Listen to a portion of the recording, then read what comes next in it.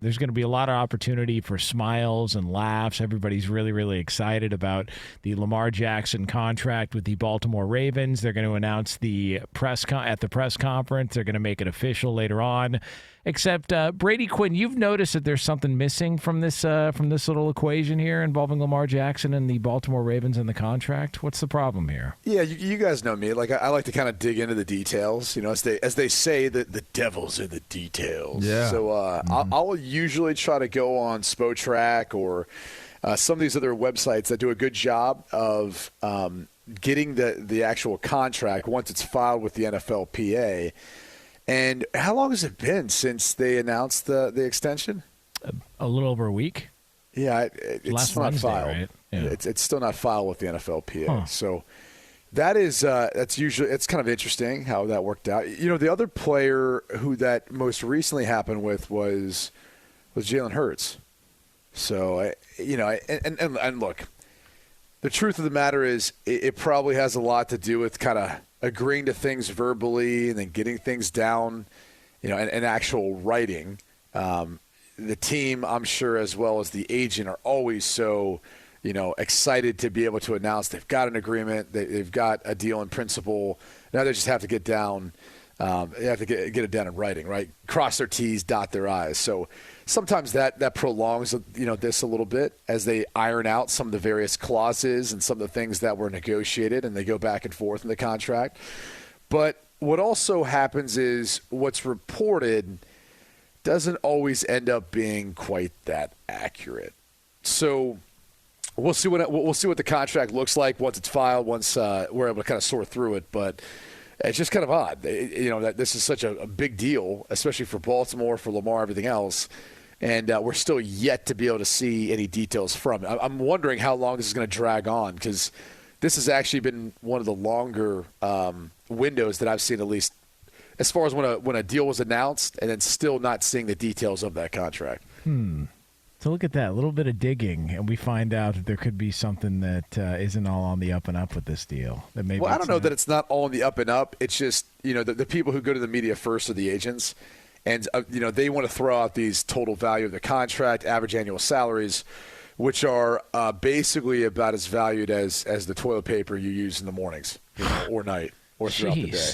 I'm saying those metrics to me are irrelevant. And we've gone through this before because they're not the money that you get up front in a signing bonus. They're not the guarantees at signing, which really is what the team is on the hook for. Or even the probable, you know, the total guarantees within the contract and what you're probable to make in the first year or two. So all those things are more important, and they're actually the financial commitment the team is making to you. But unfortunately, we don't ever hear those numbers. And look, we in the media are partially to blame. You know, we're the ones that continue to keep, you know, blowing out of proportion contracts that aren't what they're stated to be. You know, we put up graphics on TV and on streaming services. We do, oh, look at this, the average annual value. Oh, my gosh. Like, it's, well, okay. They're never going to get to that back end of the contract because we'll have to restructure the contract to make it work. When did you guys first figure out that's how the deals were being done? That it was all about fluff? I got screwed in a contract. So before that's my rookie year?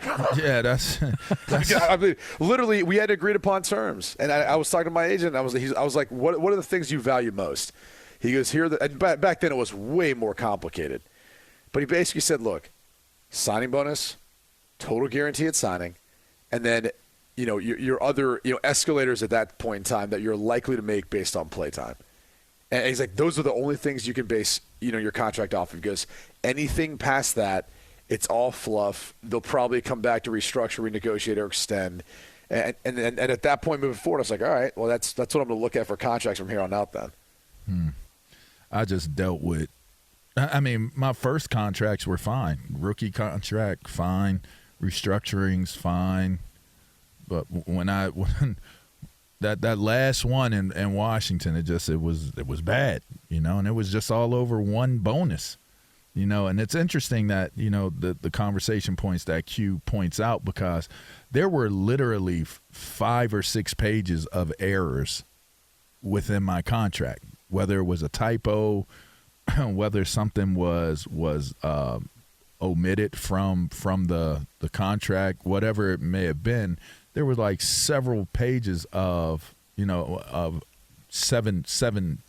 I remember this, the details of it, but I mean there were just errors that were and they needed to be corrected. Who is that on the agent?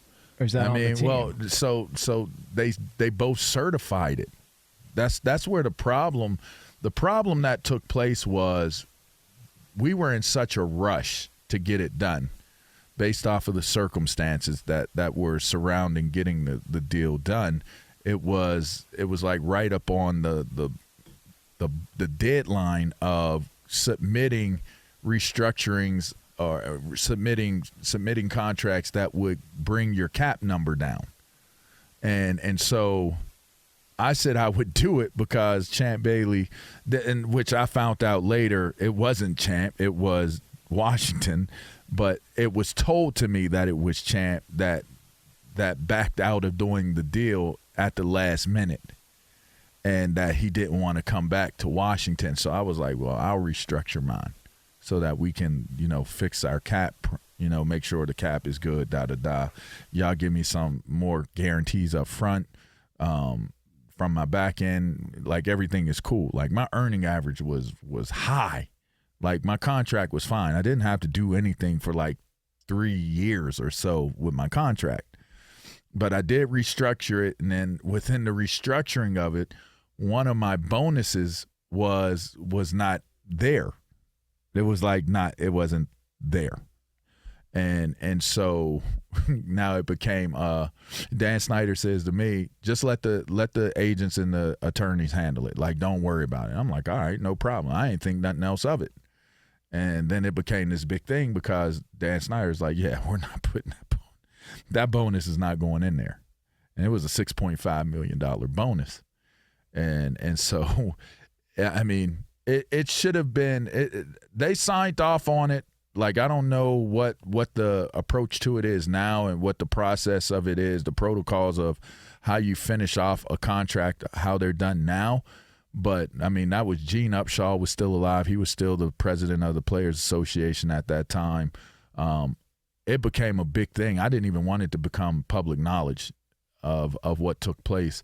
But it became public knowledge because the PA got involved, and it just became this ugly ordeal. But, I mean, I don't really recall how the process wasn't, kind of more safeguarding my situation in that moment, because if you look at what my average earning was yearly before I did the deal and what it was after I did the deal, it's very easy to see that something was wrong, and they still kind of turned it into my agent messed it up. He gets suspended, but still in the end, I was the one that was impacted by it. You mentioned that it became public. I've always thought that was kind of strange that we know the details of these contracts that they go public. Like I've always found that weird. Like why do we need to know that? Why do we need to know every single detail of every single contract? I think that's one of the low-key, more interesting things when it comes to whenever there's a labor dispute, right, where there's a threatening of, hey, no game is going to be played because of the collective bargaining agreement, and you get the owners on one side, billionaires, right, and you get these maybe millionaires on the other side, which it obviously the majority of the league is on. I should say the majority, but it still takes a while to accumulate to become a millionaire. People think that everyone who's drafted in the NFL is a millionaire. That's not the case. League minimum is about $500,000, right? Between agent fees, taking out tax, everything else. That first season, when you're playing on a rookie deal, especially for guys who don't have any guarantees, any signing bonuses incorporated in that, you're going to make, after taxes, about $250,000. Great living, don't get me wrong, but there's a misconception as far as how much NFL players are making as compared to other professional sports or just in general. And so I always find the interesting part is there's a labor dispute, and fans immediately side with the owners. They immediately are like, oh, these players are being greedy. It's like, well, wait a second. These dudes are potentially risking their body long-term to play a game they love, they're fortunate to play and all that. Every player is going to tell you that. But they're risking their body. They're risking their mind. The more that comes out in regards to potential correlations to CTE and everything else.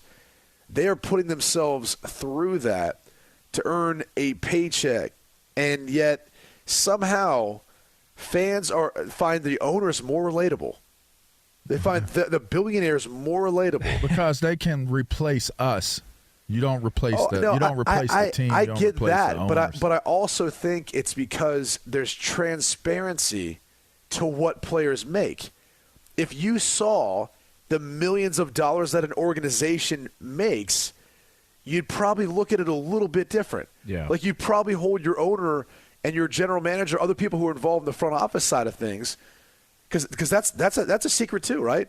We don't know exactly what a head coach makes or exactly what a general manager makes in the NFL. And if you did, as a fan base, you'd probably start holding them more accountable when things didn't work out. And even your owner to that standpoint, to know how much his business is making. Now, that's not how the whole thing's structured and all that. But I do think that plays a role. Like, if you saw, I mean, this happens all the time, where you get someone who gets a balloon because they get fired because they run, whatever it is, whether it's a hedge fund or something else into the ground. You get a bunch of people who just invest and they lost money, but yet this guy's getting $30 million on the way out. You're going, wait a second. Like, how does this make sense? Like, there's no transparency with it, which is one of the reasons why I've always felt like probably why fans resort to looking at players and going, well, it's easy to sit there and harp on that guy. Or if he doesn't have a good game, well, I know what he's making. Well, yeah, you don't know what the rest of the folks who are involved are making on the other side of the conversation. And it's weird because if you go into a restaurant and all of a sudden they raise the prices on the food, you're not pissed off at the waiter. You're pissed off at the owner of the restaurant. Like, why are you jacking up the prices on the food? If you went to a game and paid whatever amount of money it is for a beer and a hot dog or anything else there, I'd love to know the percentage of that money that goes to the player and what percentage goes to the owner. You'll never know that.